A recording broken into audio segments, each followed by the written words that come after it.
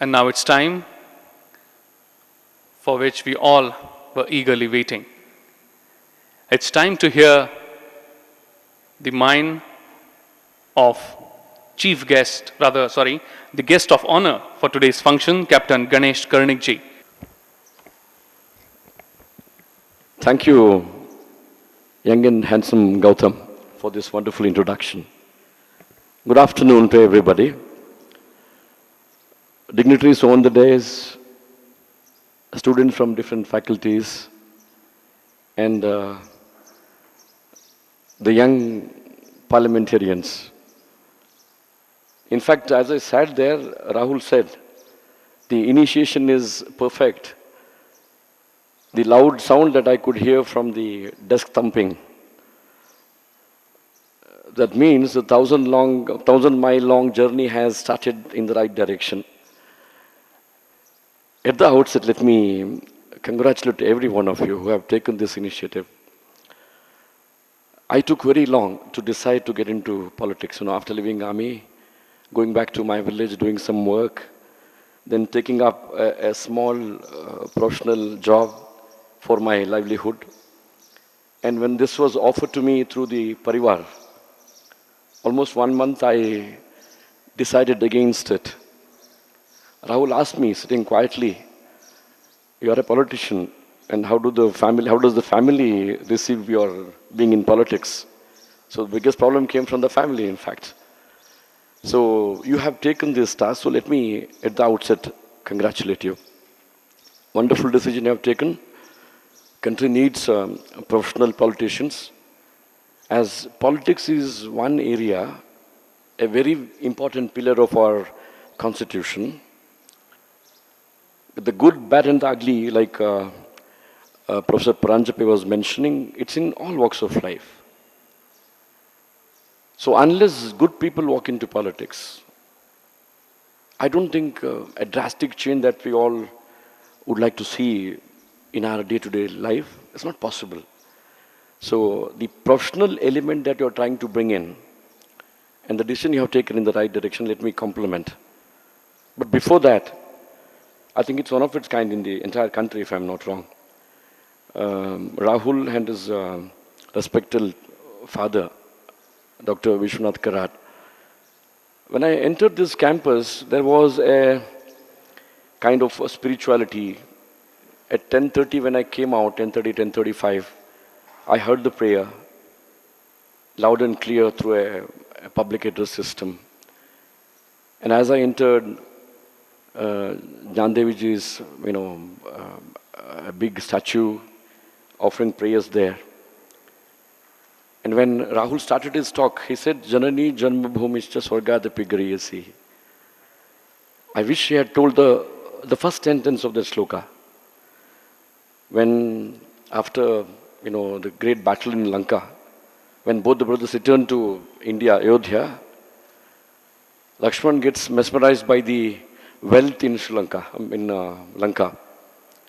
He says, "Api Swarnamayi Lanka, Name Rochate Lakshmana, Janani Janmabhumischa Swargadapi Gariyasi." Lakshman for a minute says, this Lanka is so wealthy, there is so much of prosperity, there is so much of gold everywhere. Why do we go back to Ayodhya? Let's stay behind in Sri Lanka itself. That's when Rama says, "Janani Janma Bhumischa Swargadapi Gariyasi." And all of you who have taken this role of getting into politics, as that movie showed, we are one of the largest democracies in the world. This model called democracy, as enshrined in the Constitution, as envisaged by the founders of our national movement and the Constitution, is meant for very enlightened citizenry. Because when there is enlightened citizenry, there is enlightened leadership. When there is enlightened leadership, there is responsibility and accountability. And when there is responsibility and accountability well defined, there is absolute professionalism. As I entered, the saintly scientist whom we all loved, none other than Dr. APJ Abdul Kalam. I think every citizen of this country loved him. The dreams that Rahul is carrying in his eyes, he also carried a dream. He taught us to dream, in fact. Taught us to dream beyond the self, for the nation. That Vision 2020 possibly has given a new direction for our policy approaches and initiatives. Now, that being the case, what has happened to this democracy in last 60, 68, 67 years? I may sound a little pessimistic, but don't mistake me. With such great dreams, we set our foot towards our own rule in 1947. But in 2015, if we look back, we have turned out to be a loud-talking, impractical, dishonest,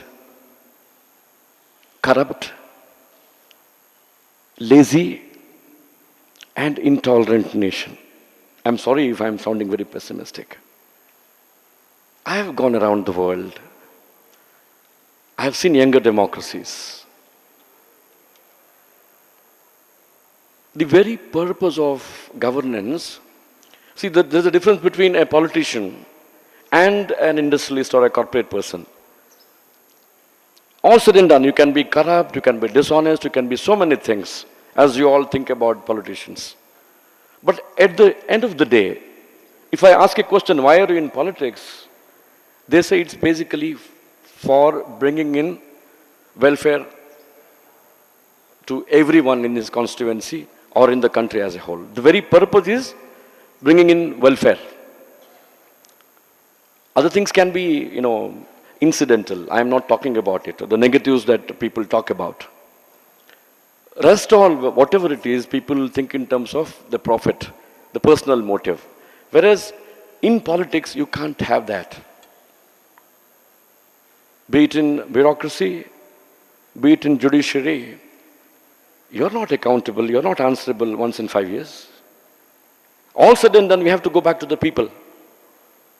At times, for no fault of yours, you don't win elections.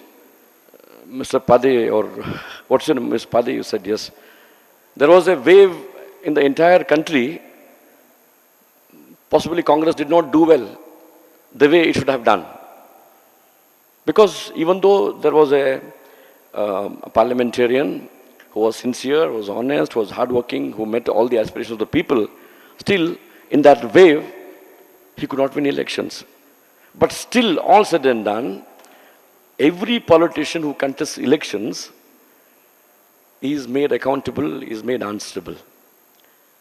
Now, you all have, taken the first step in the right direction, I said.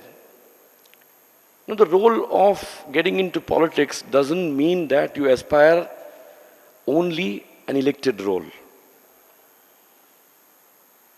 I heard loud thumping when my young friend said, I want to sit in the Gujarat Assembly. Carry that dream, no harm. Group Captain Apteji is here. Army, Armed Forces was difficult, sir. It was very difficult to get in, to get trained, and serve along the borders. It was really tough. But mind you, politics is tougher than that. It is much tougher than having served in army.